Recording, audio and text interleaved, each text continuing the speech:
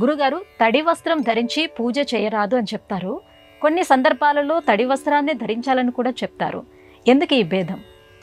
శుభాశుభ అనే రెండు అంశాలలో అశుభ కర్మలు చేసే సమయంలో కచ్చాపచ్చాగా ఉండే వస్త్రాన్ని ధరించాలి. పూర్తిగా పొడిగా ఉండే వస్త్రం కూడదు.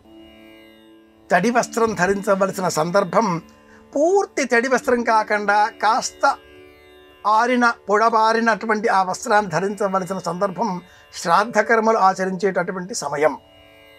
అలాగే స్నానం చేసే సమయంలో ఒక వస్త్రం ధరించి రెండవ వస్త్రాన్ని నడుముకు గట్టిగా బిగించి కట్టి అప్పుడు స్నానం చేయాలి.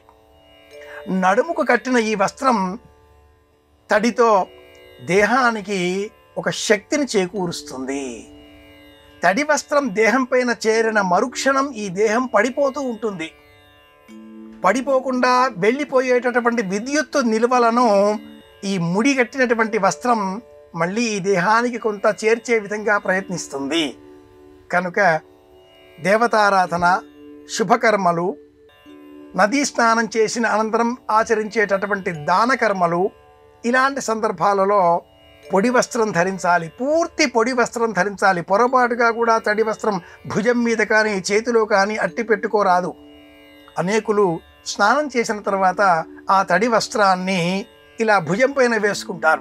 మహాదోషం, పాపం. తడి వస్త్రం దేహానికి ఎప్పుడైనా కూడా చల్లదనాన్ని, అతిశైత్యాన్ని చేకూరుస్తుంది. దేహానికి ఉండవలసిన ఉష్ణం ఎంత ఉండాలో అంత కాకుండా తగ్గించడంతో దేహానికి ఒక వణుపు, వెన్నుపూసకు ఒక శక్తిహీనత, ఇలాంటివన్నీ చేకూరుతాయి. తడి వస్త్రం పూర్తిగా కాకుండా తడిబొడి వారిన వస్త్రాన్ని శ్రాద్ధ కర్మలలో ధరించాలి. నడుముకు తడి వస్త్రాన్ని శ్రాద్ధ కర్మలలో ధరించాలి. ఇతర సందర్భాలలో కూడదు అంటుంది శాస్త్రం.